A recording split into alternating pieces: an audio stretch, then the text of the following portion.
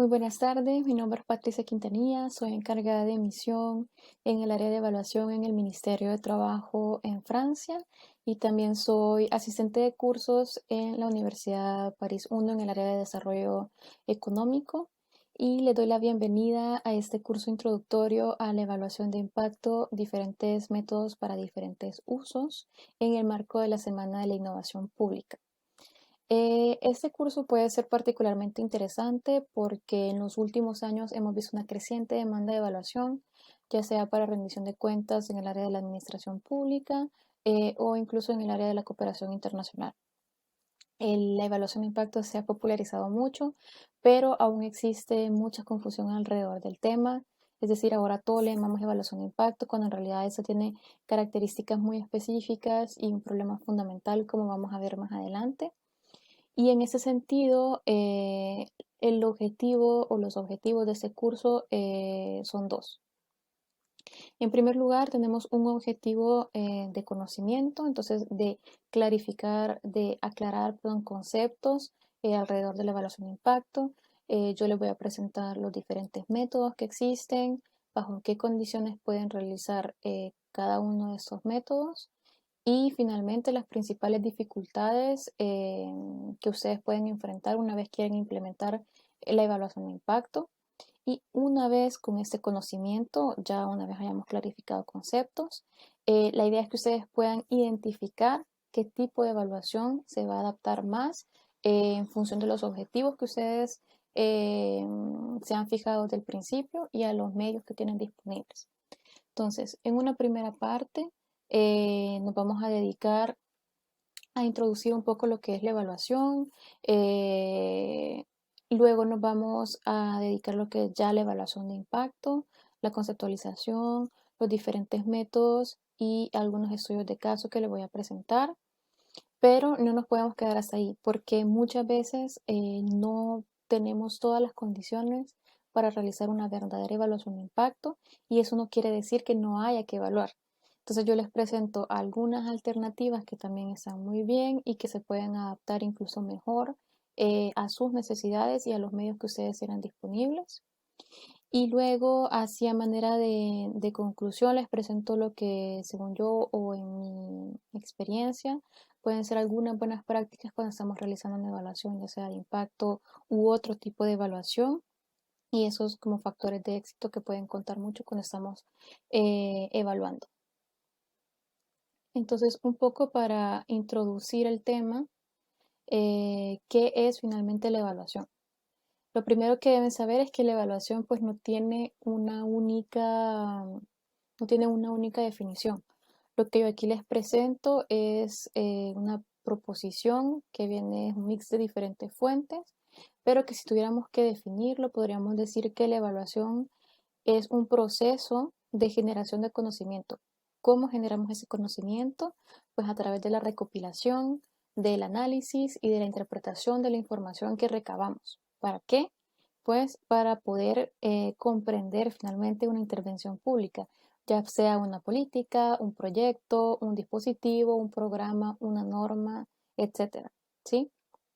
Y finalmente para apreciar de la manera más objetiva posible la eficacia de mi intervención.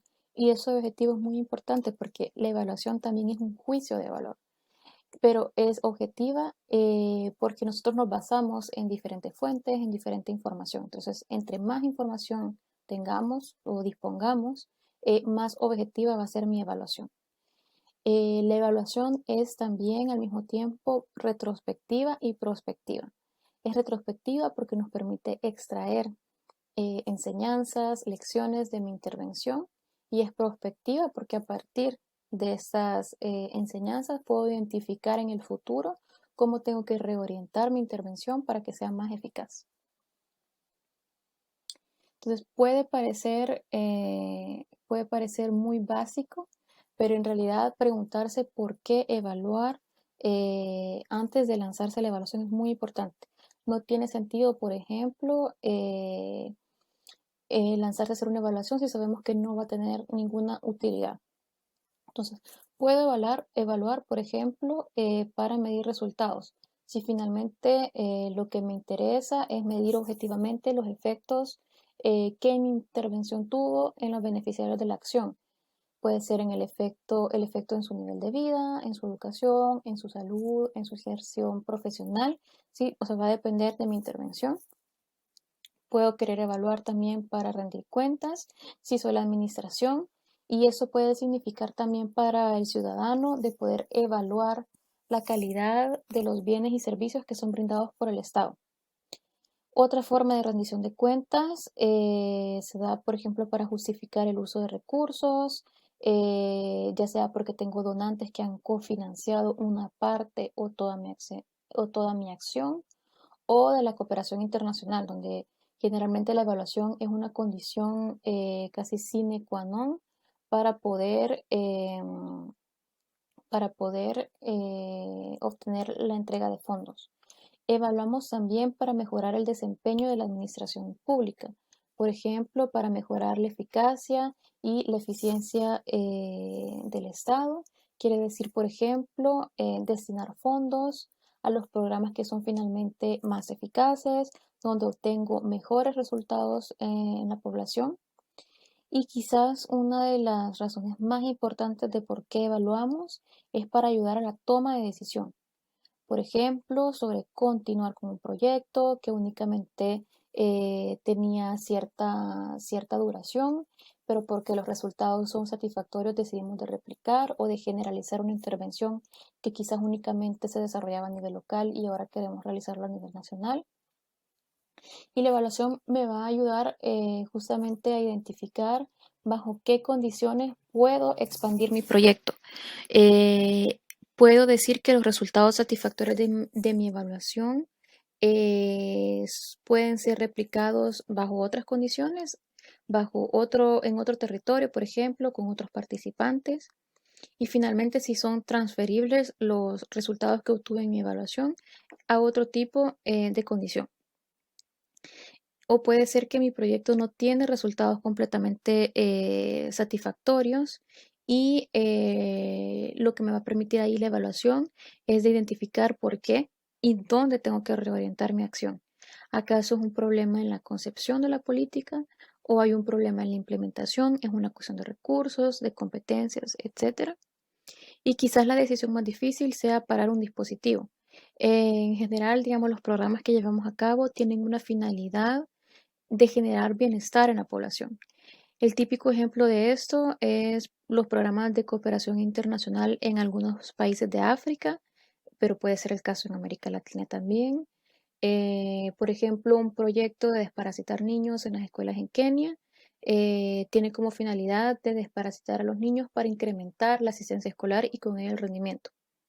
Pero incluso si luego de llevar a cabo la evaluación de impacto se concluye que pues desparasitar niños no tiene un efecto en la asistencia escolar, eso no significa que haya que dejar de hacerlo, por ejemplo. Y pues también me puede ayudar a la toma de decisión cuando los recursos son limitados y si tengo que decidir entre dos proyectos. En ese caso, la evaluación me puede ayudar justamente a decidir en cuál proyecto obtengo mejores resultados a un menor costo. Entonces es muy importante saber antes de la evaluación por qué quiero evaluar, porque eso también va a definir finalmente qué método eh, se va a adaptar mejor a mi situación.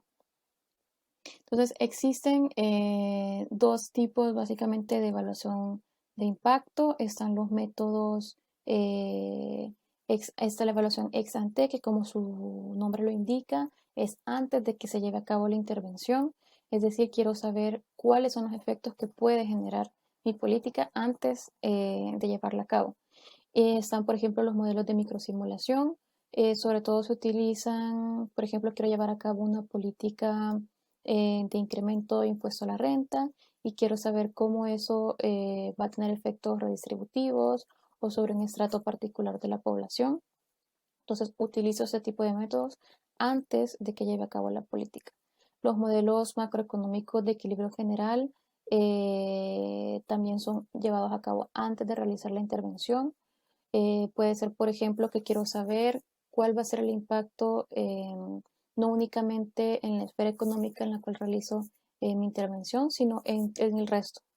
Puede ser, por ejemplo, modificar una política comercial y finalmente ver cómo va a tener efectos en el consumo o en la inversión. Entonces, todo ese tipo de evaluación es ex ante, o sea, antes de que se realice la inversión. Luego está la evaluación ex post, eh, como su nombre lo indica, después de realizar la acción. Y aquí no nos interesa saber cuáles son los efectos que podría generar la intervención, sino efectivamente cuáles son los efectos que se generaron. Y el presente curso se va a centrar en ese tipo de evaluación ex post. Es el caso de la evaluación de impacto. Lo que vamos a ver son los métodos experimentales y cuasi experimentales. Y luego las dos opciones que yo les, o alternativas que les presento a la evaluación de impacto. En este momento les voy a presentar algunos de los factores que pueden determinar el tipo de evaluación que voy a realizar. Conforme vayamos adelantando en el curso, vamos a ir recordando esos factores, pero es importante que los tengan en cuenta desde el principio, así cada vez que yo les presente un método, ustedes pueden ir identificando, bueno, no tengo este factor y quizás no puedo realizar este método, o tengo esos tres y entonces quizás este es el método que más me conviene en función de los medios que yo tengo disponibles. Entonces puede ser, por ejemplo, importante de tomar en cuenta el timing, es decir, en qué momento yo puedo intervenir en la acción, porque de eso va a depender el tipo de método que voy a elegir. Puedo, antes de que comience la acción, elegir quiénes van a participar y quiénes no van a participar, o yo intervengo hasta que ya se realizó la acción, ya se terminó la acción y hasta ese momento quiero evaluar. Eso es un factor muy importante. Segundo factor a tomar en cuenta es el número de participantes de mi acción, y eso es particularmente importante en la evaluación de impacto porque necesito un número importante de participantes o una muestra grande para poder identificar un cambio estadísticamente significativo en los participantes. Si únicamente tengo 10 personas en mi proyecto, definitivamente la evaluación de impacto no va a ser posible, no va a ser posible. El tipo de participación también es importante. Por ejemplo, es sobre la base de voluntariado, cuáles son las condiciones de elegibilidad de las personas que participan, porque eso puede tener problemas metodológicos, como vamos a ver más adelante. Debo tener en cuenta la situación ética, sobre todo en ciertos tipos de evaluación de impacto donde yo puedo decidir experimentar en una cierta parte de la población que se va a beneficiar de mi intervención y una parte que no se va a beneficiar. Dependiendo del tipo de acción, pues puede ser que ya haya como una legislación en el país que lo permita o no lo permita o bajo qué condiciones. Entonces, eso es importante tener en cuenta porque si no puedo elegir, por ejemplo, de que todos se beneficien pero no al mismo tiempo, así cada vez voy teniendo una línea de base, o puedo elegir hacer beneficiar a todo el mundo, pero no de la misma cosa. Entonces es importante tener en cuenta la situación política, obviamente. Entre más voluntad política haya para la evaluación, eso me va a facilitar no solamente la información, sino la implementación finalmente de la evaluación. El diseño de la intervención, como tiene referencia al hecho de si yo hago participar a una parte y otra parte no, es que finalmente puedo decidir de hacerlo en diferentes fases o simplemente le doy diferentes cosas a todas las personas, pero para que beneficien todos.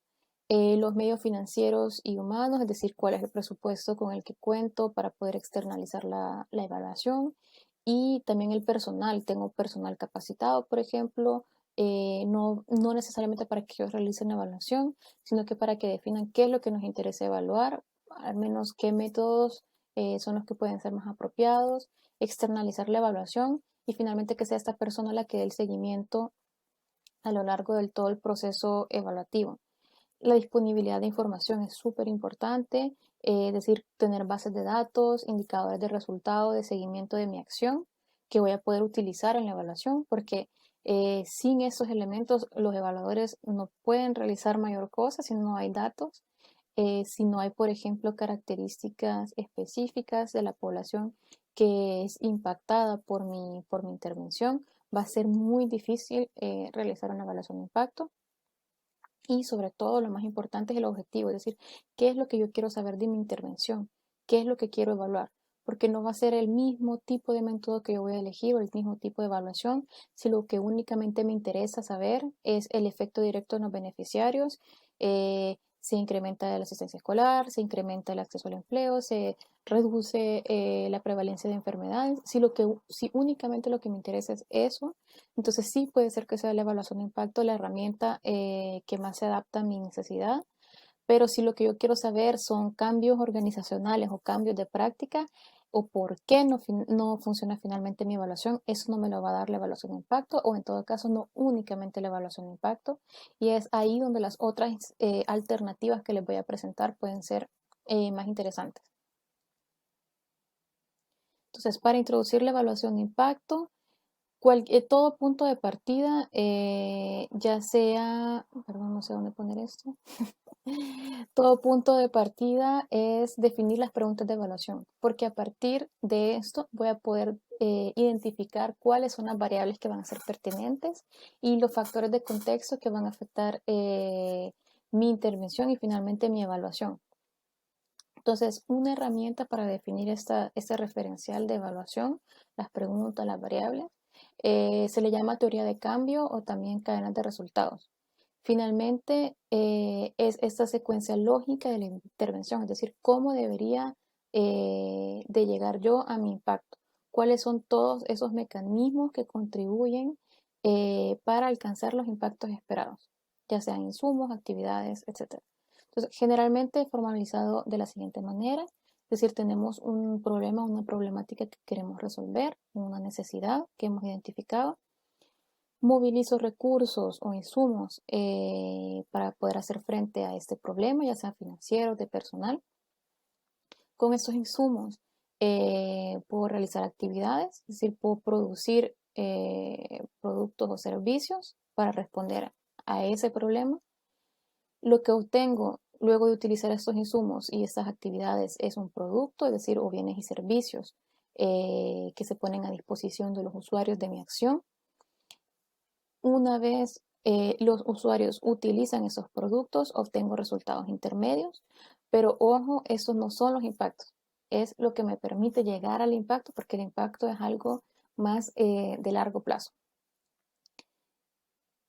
Entonces, para poner un ejemplo más concreto, aquí tenemos de manera así muy simplificada la construcción de la cadena de resultados de un programa que se llama Piso Firme en México. Entonces, la idea de este programa es que, bueno, el problema que identificaron, digamos, es que en el área pobre, en las áreas pobres de Coahuila, sobre todo la vivienda inadecuada, el piso de tierra, por ejemplo, afecta negativamente la salud de los hogares y sobre todo de los niños, porque los niños, bueno, cuando hay piso de tierra, esto favorece la presencia de parásitos, hay materia fecal, los niños gatean, se meten las manos a la boca, etcétera, se enferman. Entonces, bueno, ese es el problema identificado. ¿Cuáles son los insumos que el Estado pone a disposición? Pues la compra y la distribución de 50 metros cuadrados de construcción de piso de concreto. Es con esos insumos los hogares son abastecidos con el piso de concreto, y la actividad es que los hogares y los voluntarios de la comunidad, pues ellos son los que cambian el piso de tierra por el piso de concreto con los insumos que fueron proporcionados por el Estado. El producto obviamente es el piso de concreto al interior de las viviendas, y el resultado intermedio, es decir, una vez que hemos cambiado ese piso, que los hogares tienen mejores condiciones de vida, condiciones más higiénicas, eso reduce las infecciones parasitarias en 78%. Esos datos son de la evaluación que les mostré de Cataneo y compañía en 2009. Entonces, cambiar el piso de tierra también tiene una reducción en la diarrea en niños de 49% y reduce la anemia de 81%. Pero ese no es el impacto, porque el impacto finalmente era que con la mejora en la salud de niños, estos iban a asistir más a la escuela van a tener un mejor desarrollo cognitivo. Entonces, ese es el impacto. Y finalmente encuentran Cataneo et al. Que la reducción de enfermedades mejora el desarrollo cognitivo de los niños entre 36 y 96%, favorece la asistencia escolar, etc. Entonces, realmente a lo que se interesa la evaluación de impacto es esta última parte de la cadena y sobre todo a una cuestión bien específica. Entonces, la evaluación de impacto se centra en algo bien específico, que es el efecto causal de la intervención en un resultado determinado. Es decir, el cambio que los beneficiarios de mi acción obtuvieron, ya sea en el nivel de vida, en el acceso a educación, al empleo, etcétera, pero que se debe solo y únicamente a mi intervención. Y ese es el problema fundamental de la evaluación de impacto. ¿Cómo puedo asegurar que el impacto observado es únicamente debido a mi intervención? Y pues eso es muy difícil porque hay una serie de factores que pudieron haber intervenido entre el momento que yo realicé mi intervención y el momento cuando ya observo yo los resultados. Por ejemplo, en el caso del programa Piso Firme, puede ser que los niños se hayan enfermado menos, no porque cambiamos el piso, sino porque quizás las unidades de salud incrementaron su oferta, quizás los beneficiarios tuvieron charlas de prevención de enfermedades gastrointestinales, etc.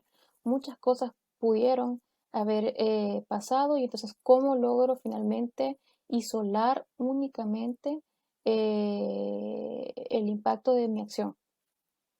Para eso, yo debería poder, o lo ideal sería, poder observar qué hubiese pasado si yo nunca hubiera llevado a cabo mi intervención, si yo nunca hubiese cambiado el piso del hogar. El problema evidente es que es imposible observar la situación de una misma persona con intervención y sin intervención. Es casi como si fuera un mundo paralelo donde puedo observar la misma persona si nunca se hubiese beneficiado y la misma persona cuando sí se benefició. Entonces, para ello, lo que necesito es un grupo de control o lo que se le llama un grupo contrafactual y todo, o un grupo de comparación, básicamente. Y entonces todo el problema de la evaluación de impacto va a ser de poder identificar o de construir un grupo con el cual vamos a comparar. Entonces, recapitulando, todo el problema de la evaluación de impacto va a ser de poder construir o identificar este grupo de control para poder saber qué hubiese pasado en la ausencia de mi intervención, porque únicamente de esta manera puedo decir que los efectos que yo observo en la educación, en la salud, en el empleo, etcétera, son debidos únicamente a mi intervención. Entonces, les voy a mostrar un poco por qué no es tan fácil obtener este grupo de comparación. Porque lo primero que nosotros nos podríamos decir es, bueno, podemos comparar eh, antes y después de que realicé mi intervención. Entonces, ¿cuáles son los límites de eso? En mi ejemplo sobre piso firme, por ejemplo, observamos aquí la prevalencia de enfermedades parasitarias y aquí el tiempo, es decir, antes y después de que yo realice mi acción. Entonces, asumo que aquí tengo los hogares antes de que realizara mi acción, lo que yo llamo T0, y digamos que la prevalencia de enfermedades parasitarias antes de cambiar el piso era del 30%. Sí, eso estaba aquí. Luego, yo llevo a cabo mi intervención, piso firme en México, en el área de Coahuila. Después de la intervención, yo quiero comparar si finalmente esa prevalencia de enfermedades parasitarias se redujo o qué fue lo que pasó. Es decir, si finalmente mi intervención fue eficaz o no. Si digamos que yo observara que después de la intervención la prevalencia de enfermedades parasitarias ya no es de 30, sino que de 50%. En ese caso puedo decir que mi intervención no funcionó. En realidad no puedo decir eso, porque no puedo observar la situación de qué hubiese pasado si yo nunca hubiera realizado la intervención. Puede ser que en la ausencia de mi intervención, yo no hubiese tenido esa situación B, es decir, no hubiera tenido una prevalencia de 50%, sino que quizás hubiese sido de 65%, por ejemplo. En ese caso, el impacto no es la diferencia entre A y B, sino la diferencia entre lo que hubiese sido, y lo que finalmente fue. Sí puedo decirme, bueno, entonces no hago la diferencia entre antes y después de la intervención, sino que voy a elegir de hacerlo entre los beneficiarios y los no beneficiarios de mi acción. Supongamos que en este caso no es sobre la prevalencia de enfermedades parasitarias, sino que es en resultados escolares. Digamos que decido reducir el tamaño de clase en un colegio porque el hecho de reducir la talla de clase, el tamaño de clase, perdón, tiene efectos en los rendimientos escolares porque los niños tienen una atención más personalizada, los maestros pueden estar más pendientes de ellos y en teoría eso debería de aumentar los resultados escolares. Entonces voy a agarrar un grupo de niños que no se beneficiaron de ese cambio y un grupo de niños que sí se beneficiaron del cambio del tamaño de clase. Entonces digamos que los resultados escolares de los niños que no participaron en la intervención seguían esa trayectoria. Después de la intervención crecieron un poco, pero no mucho, esos resultados. Los niños con la intervención que yo realicé para reducir el tamaño de clase parten de aquí y finalmente, si bien se incrementa un poco sus resultados, al final cuando comparo los que participaron y los que no participaron, los que sí participaron en mi intervención tienen resultados menores que los que no participaron. En ese caso yo puedo decir de que mi intervención no fue eficaz. Finalmente no, el reducir el tamaño de clase no tiene un impacto en los resultados escolares. No puedo decir eso. ¿Por qué? Porque si observamos la situación de los niños antes de que yo llevara a cabo mi intervención, ya había una diferencia en sus resultados escolares.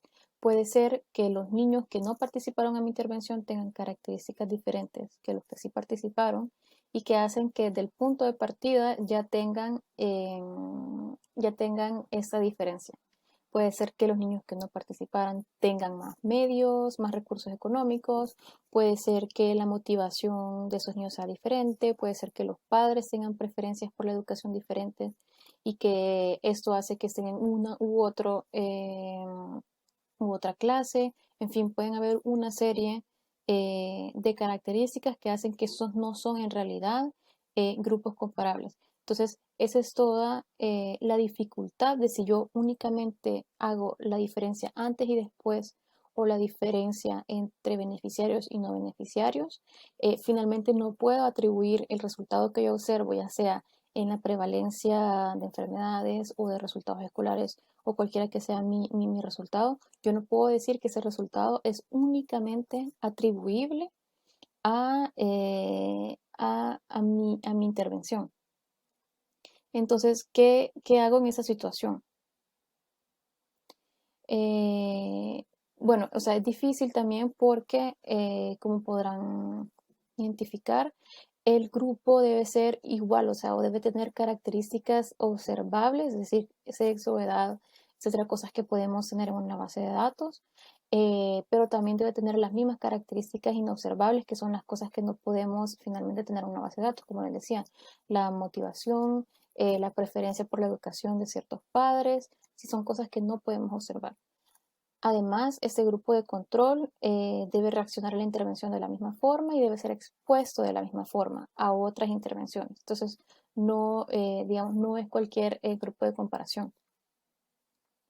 Para poder resolver ese problema, pues tenemos diferentes métodos. Tenemos los métodos experimentales, que son como los métodos de referencia, por decirlo así, en evaluación de impacto. Es el RCT, Randomized Control Trials, o asignación aleatoria en español. Y tenemos los métodos cuasi experimentales, y los más utilizados son las dobles diferencias, el matching o apareamiento en español, la regresión de discontinuas y las variables instrumentales. Entonces vamos a ver muy Brevemente les voy a explicar estos métodos para que ustedes sepan al menos lo básico de cada uno de ellos, los inconvenientes que tienen que tener en cuenta cuando ustedes quieren externalizar finalmente la evaluación, y así tienen la información más básica o mínima que deben saber del funcionamiento de cada uno de estos métodos.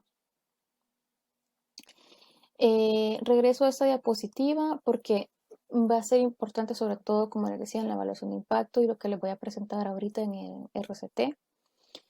Es importante que yo pueda intervenir antes de que se realice la acción. Entonces, de eso va a depender finalmente. Ustedes ya se van diciendo, bueno, si yo al final cuando me piden la evaluación es porque ya terminó la acción, entonces no puedo realizar los RCT, por ejemplo.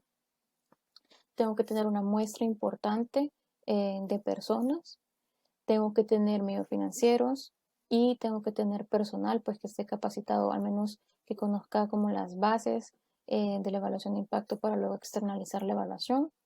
Debo disponer de información, es decir, debo tener una base de datos que me permita, como vamos a ver más adelante, sobre todo en los métodos cuasi experimentales, tener información bien detallada sobre las características de la población que es impactada y pues obviamente sobre todo el objetivo de lo que yo quiero evaluar. Entonces, para darles perdón, así de manera muy básica lo que es el RCT o la asignación aleatoria. Digamos, tenemos una población que es elegible a nuestro proyecto, ya sea por recursos, por muchas razones. Entonces, tenemos toda la población que es elegible a nuestra evaluación, a nuestra acción. Vamos a seleccionar aleatoriamente una muestra, la muestra de evaluación, y de esa muestra vamos a seleccionar aleatoriamente 2 veces. Una vez para seleccionar los que sí se van a beneficiar de mi intervención, es decir, el grupo de tratamiento, y los que no se van a beneficiar de mi intervención, que es el grupo de control o de comparación. Como podrán intuir, para poder hacer eso necesito tener una muestra lo suficientemente grande, porque entre más grande sea mi muestra, más voy a poder asegurar que las personas que seleccioné aleatoriamente para el grupo de tratamiento y para el grupo de control tienen las mismas características observables e inobservables. Y eso es posible gracias a la ley de grandes números. Es decir, si yo tengo una muestra suficientemente grande y tiro aleatoriamente, en teoría los dos grupos deberían tener en promedio las mismas características observables e inobservables. Y en este caso de RCT, para poder evaluar el impacto es súper fácil porque la diferencia observada entre los dos grupos finalmente va a ser mi impacto. Por ejemplo, yo podría tener un programa de salud, de distribución de mosquiteros contra enfermedades transmitidas por el mosquito, dengue, chikungunya, etc. Y en una comunidad podría decidir quiénes se van a beneficiar de los mosquiteros y quiénes no, para luego poder comparar los impactos. El inconveniente, bueno, uno de los primeros inconvenientes es, pues, debo disponer de una gran cantidad de personas para poder hacer esto. Segundo inconveniente puede ser que incluso si yo tiré aleatoriamente, puede ser que los dos grupos no sean comparables en características observables e inobservables. Y éticamente, pues obviamente en mi ejemplo de entrega de mosquiteros, yo estoy decidiendo una población que va a beneficiar y otra población que no va a tener esta herramienta de protección. Lo que podría decidir en este caso es, por ejemplo, hacerlo de manera en fases, entonces ir beneficiando con mosquiteros a cierta parte de la población, luego tener una línea de base, beneficiar a otra parte y siempre tener mi línea de base para que al final todos se hayan beneficiado de mi acción. O podría elegir, por ejemplo, si lo que me interesa es ver cuál, no si el método de mosquiteros es efectivo para reducir la prevalencia de enfermedades del mosquito, sino saber cuál es el método más eficiente. En ese caso, podría a algunos darles mosquiteros, a otros les podría dar este abate que se pone en el agua para que no genere larvas, etcétera. Entonces, podría darle diferentes cosas a la población para finalmente evaluar cuál es el más efectivo y así no tener que decidir darle o no darle a una cierta parte de la población. Luego está el caso de dobles diferencias. Este tipo de método ya entra en lo que se llaman métodos cuasi experimentales. O sea, el método experimental es únicamente el RCT que vimos antes. Y luego los métodos cuasi experimentales, aquí se trata más de construir un grupo de control. No vamos a identificar un grupo, sino construirlo. Entonces, el método de dobles diferencias, básicamente es como la combinación de los dos métodos que yo les decía que no se pueden utilizar únicamente antes y después o únicamente beneficiarios y no beneficiarios. Lo que hace este método es un poco como combinar esas dos cosas.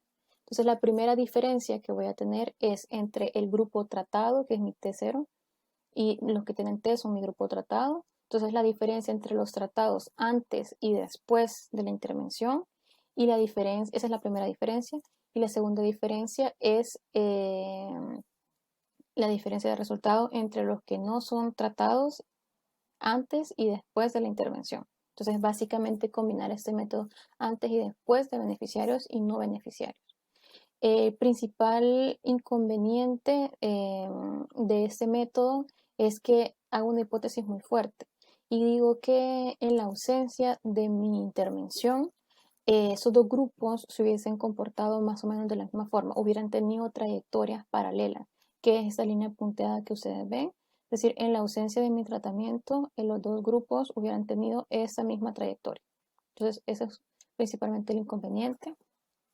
Pero es un método que me permite eliminar el sesgo de selección eh, por, eh, por variables inobservables. Por ejemplo, si tuviera un caso de un programa de aprendizaje a la lectura, podría tener, es decir, los padres inscriban a los niños en ese programa de lectura. Entonces tengo niños que no sé, se inscriben después de clases para mejorar su lectura y niños que no se inscriben en este programa para mejorar su lectura. Entonces lo que puedo hacer finalmente es observar los niños que se beneficiaron antes y después y los niños que no se beneficiaron antes y después y estaría llevando a cabo un método de doble diferencia y eso me permite eliminar, por ejemplo, el hecho de que ciertos padres tienen una preferencia específica con respecto a la educación y que por eso inscriben a sus hijos en este programa de aprendizaje y otros no. Entonces ese tipo de variables inobservables es posible controlar con ese tipo de método. Luego existe lo que le llamamos matching o apareamiento. Básicamente lo que queremos hacer es construir un grupo de comparación sobre la base de variables observables, es decir, sexo, educación, edad, son cosas que podemos tener en una base de datos y que como podrán ir identificando necesitamos tener esta información dentro de nuestros indicadores de la acción, porque si no, no va a ser posible construir un grupo de comparación. El método más utilizado es se llama Propensity Score o puntaje de propensión en español y básicamente lo que hacemos es calcular la probabilidad de participación de los beneficiarios y de los no beneficiarios de la acción sobre la base de estas características observables. Lo que queremos hacer básicamente es encontrar un gemelo de la persona que participó, es decir, tiene las mismas características observables que la persona que sí participó. Entonces vamos a obtener al final lo que le llamamos soporte común, es decir, aquí se encuentran esos gemelos que tienen las mismas características que yo definí a partir de mi base de datos. Entonces, si esto es así, el impacto va a ser la diferencia de resultado entre los participantes, entre esos dos grupos de control, entre el grupo de control, perdón, y los participantes, porque tienen las mismas características observables y lo único que los va a diferenciar es el hecho de que hayan participado o no a mi intervención. Si tengo, por ejemplo, un programa de tutores después de la escuela, que es parecido a lo que les mencionaba antes, el problema es de este método es que yo puedo finalmente definir cuál es el grupo de comparación o los gemelos de los niños que sí participaron en este grupo de tutor con mi base de datos en función de la educación, los resultados escolares que tenían antes, la edad, el sexo, etcétera, pero no puedo controlar las variables inobservables de los padres, por ejemplo. No puedo controlar la motivación de los niños y que hace que finalmente tengan más probabilidad de participar en este programa o no. Entonces, ese es uno de los inconvenientes de este método. También, como podrán imaginarse, necesito pues tener un número importante de participantes y de no participantes para finalmente encontrar este gemelo, porque si tengo una muestra muy reducida, se me va a hacer aún más difícil encontrar a alguien que tenga exactamente las mismas características. Y el otro inconveniente es que puede ser fácil encontrar un gemelo en características observables cuando únicamente se trata de sexo, educación, edad, pero si por ejemplo tengo más variables específicas, puede ser más difícil encontrar a alguien que se parezca más a esa persona que sí participó. Y luego tenemos el caso de lo que se llama regresión discontinua. Básicamente, en este caso, mi grupo de control se hace sobre la base de umbrales que yo he delimitado para poderse beneficiar o no de mi acción. Por ejemplo, en base a la edad o el nivel de ingresos. Y yo supongo que alrededor de este umbral los individuos tienen características muy similares, pero no tienen la misma oportunidad de participar. Es decir, finalmente lo que los diferencia es el hecho de que no participen. Y el efecto o el impacto se va a estimar utilizando un grupo de control a las personas que están justo debajo o justo arriba, digamos, de ese umbral. Por ejemplo, puedo tener un programa en donde voy a ampliar el seguro de desempleo para las personas desempleadas, obviamente, que tienen más de 50 años. Mi grupo de control puede ser las personas desempleadas, pero que están cerca de ese umbral, entre 45 y 46 y 49 años, por ejemplo. Entonces, asumo que las personas entre 46 y 49 años desempleadas tienen en promedio las mismas características que las personas de 50 años que sí son beneficiarias de mi dispositivo. Entonces, lo único que la diferencia es este umbral. Un inconveniente de ese tipo de método es que es difícil encontrar como algo aleatorio, digamos, como esos umbrales de elegibilidad. Es difícil encontrarlo en la práctica. Y segundo, que estaría estimando, o sea, cuando ya haga mi evaluación, estaría estimando un impacto bien local, es decir, bien específico para este grupo de personas. Entonces, es difícil decir que porque algo que yo evalué, una acción que yo evalué con este método, es transferible finalmente a otro tipo de condiciones donde pueda generalizar esta acción. Luego está lo que se llama el método de variables instrumentales y básicamente lo que busca este método es de encontrar una variable o un evento aleatorio, generalmente una legislación o una reforma, que explica la participación a la intervención o al tratamiento, pero no la variable de resultado, ya puede ser el salario, el empleo, la educación. El ejemplo típico de ese tipo, de la utilización de ese tipo de método, es el estudio de Angris y Kruger en 1991.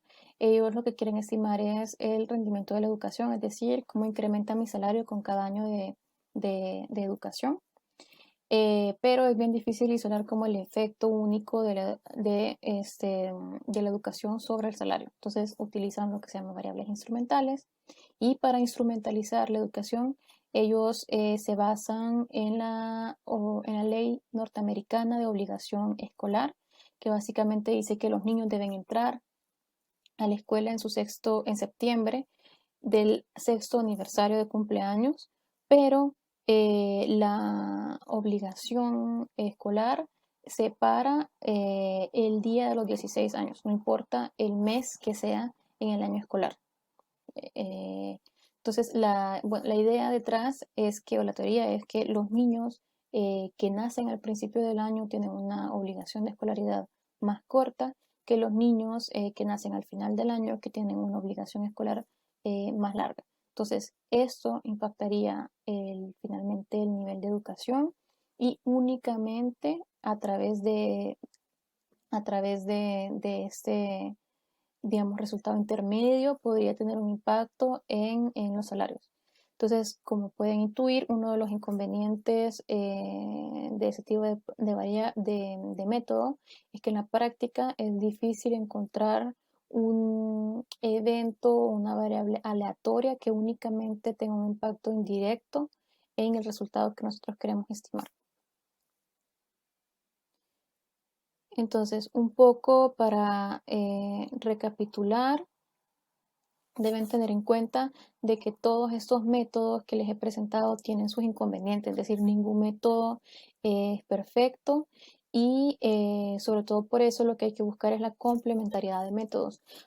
Por ejemplo, podría utilizar variables instrumentales, perdón, dobles diferencias para controlar las variables no observables y luego podría utilizar el método de matching o de apareamiento para controlar únicamente por la parte de variables observables. Entonces, tendría algo más sólido que si únicamente utilizo los métodos de forma separada. Deben tener en cuenta que sobre todo va a depender de los medios que tengan disponibles, es decir, de la información, del número de participantes, pero también del objetivo de lo que ustedes están buscando evaluar. Eso es como lo más importante.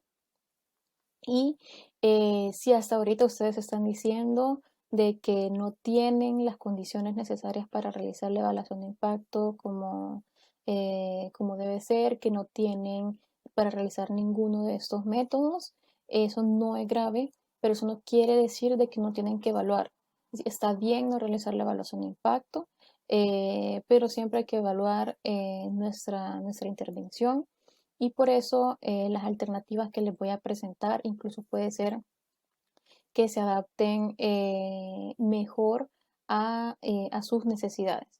Entonces, una de esas alternativas puede ser lo que le llamamos evaluación más cualitativa o estudios de terreno. Entonces, ese tipo de evaluación puede ser incluso más pertinente que la evaluación de impacto si, por ejemplo, lo que ustedes necesitan saber de su intervención no se limita únicamente a los efectos directos en los beneficiarios. Si es así, pues probablemente la evaluación de impacto no me vaya a proporcionar el por qué, sino únicamente si la evaluación es o no es eficaz. De igual manera, ese tipo de evaluación es más pertinente si lo que ustedes desean es detectar cambios en la organización de un sistema social, es decir, de una institución, de una colectividad, entre profesionales o de prácticas, por ejemplo. Y con ese tipo de evaluación yo quiero saber también de manera muy fina cómo finalmente esos cambios que puede generar mi intervención en temas de organización, de gobernanza, de prácticas, impactan finalmente los resultados en los beneficiarios.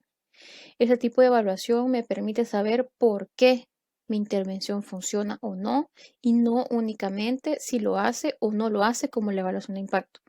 Me permite apreciar además los efectos de contexto socioeconómico de mi intervención. Me permite dar cuenta finalmente de la apreciación de cada actor de mi dispositivo y de la apropiación, porque los cambios pues no ocurren obviamente por sí solos, pasa por la apreciación y por la utilización o apropiación de lo que yo pongo a disposición de los usuarios. Me permite además documentar la visión de cada actor de la intervención y finalmente entender por qué cada uno lo moviliza de X o Y manera.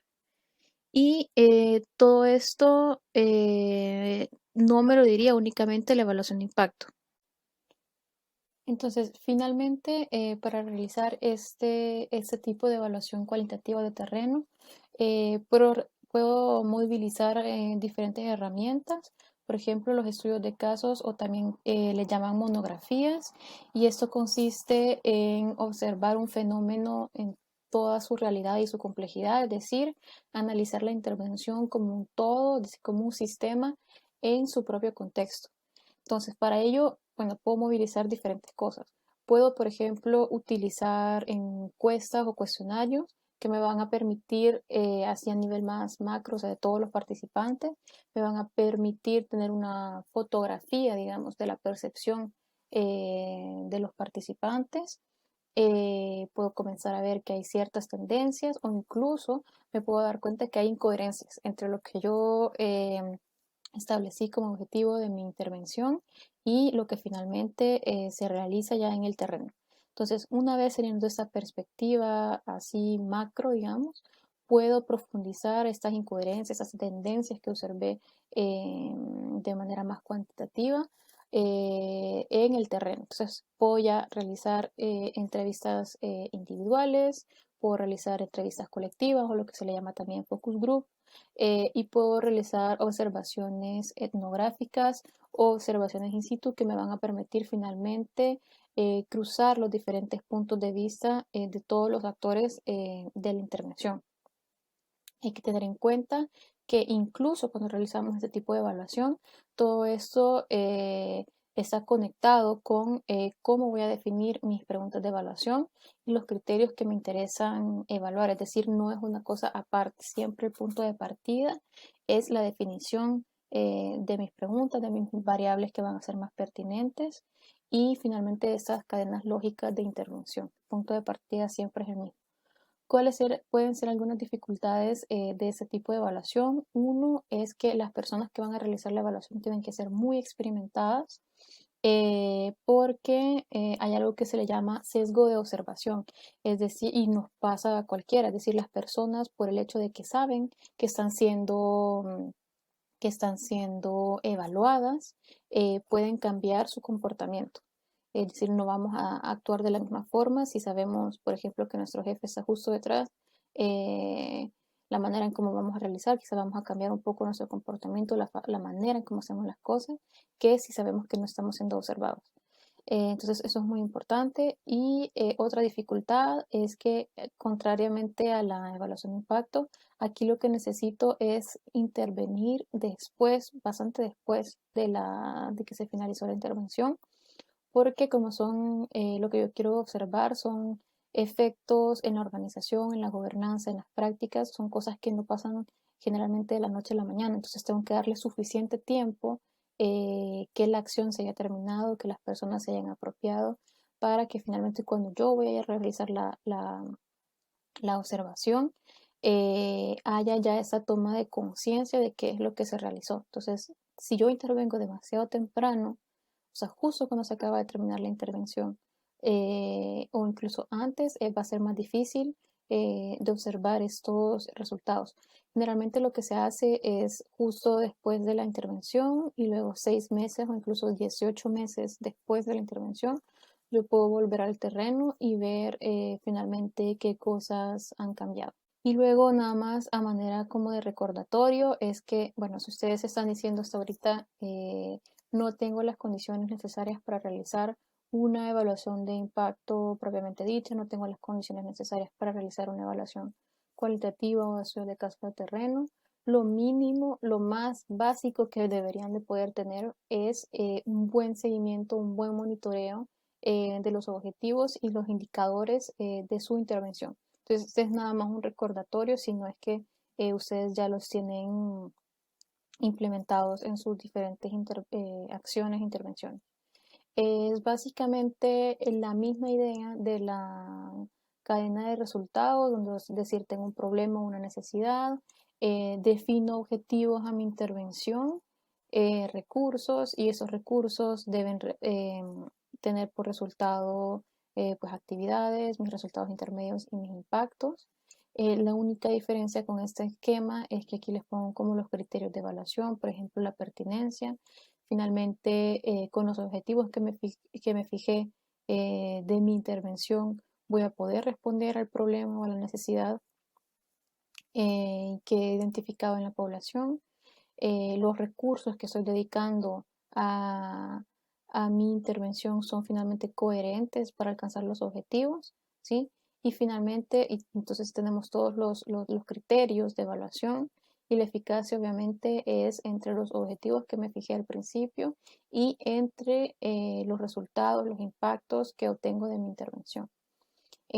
Tenemos además diferentes tipos de indicadores, los indicadores de impacto, indicadores de resultado e indicadores de pilotaje. Entonces es importante que al menos en su intervención tengan esos 3 tipos de indicadores, porque incluso si no pueden realizar la evaluación inmediatamente, esto ya pues les va a dar una idea del monitoreo de su intervención.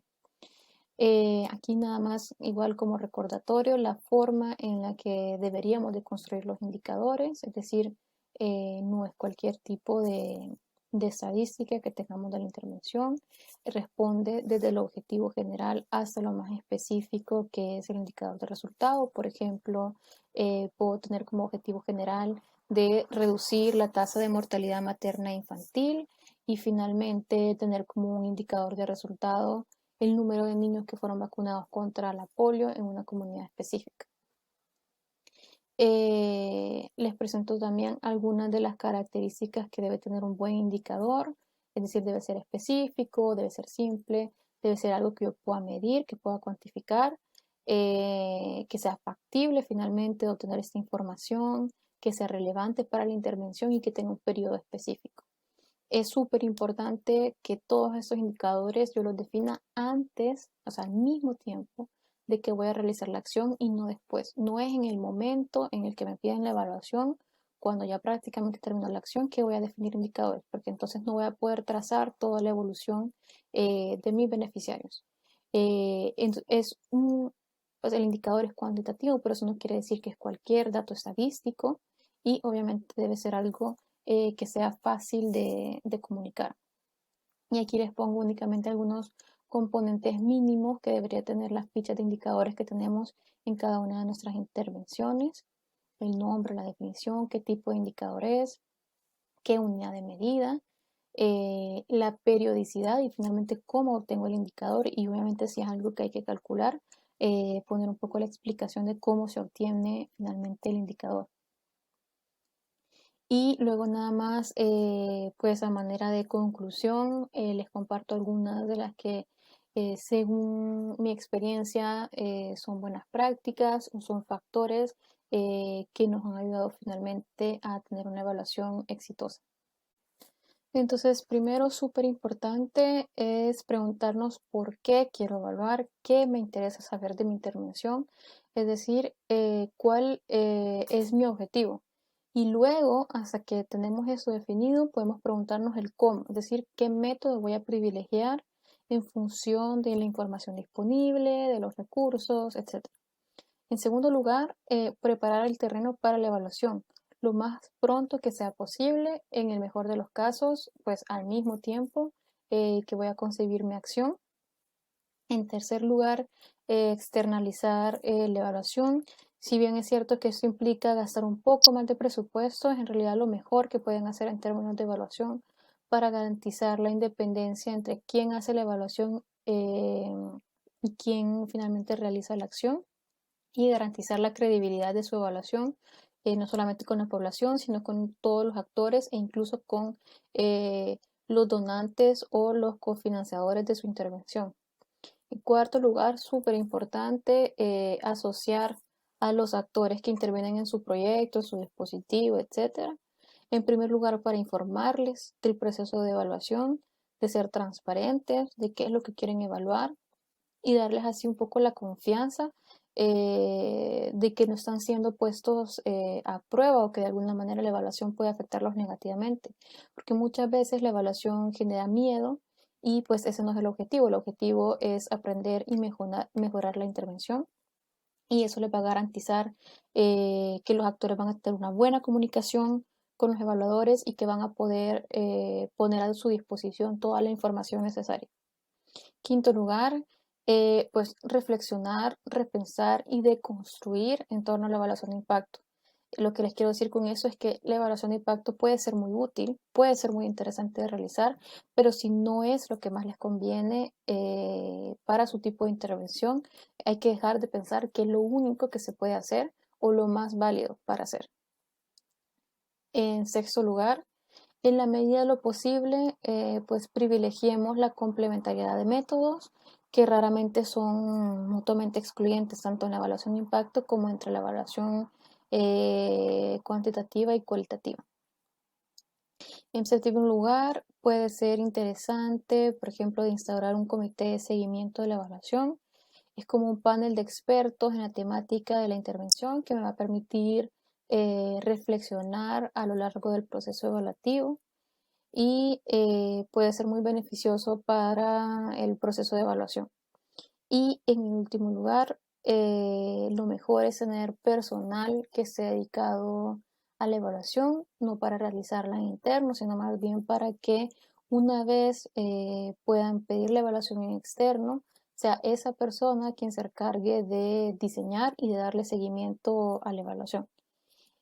Porque es muy difícil ser la persona que está en la parte operacional y al mismo tiempo pues tener una visión evaluativa de algo que nosotros mismos realizamos. Entonces eso es lo mejor en el caso de la evaluación, ya sea de impacto o no. Bueno, muchas gracias. Eso es todo por el momento. Muchas gracias por la atención. Espero que este curso haya sido de su agrado y que además les sea útil en la práctica y en los diferentes tipos de evaluaciones de que ustedes quieran realizar para su intervención. Gracias.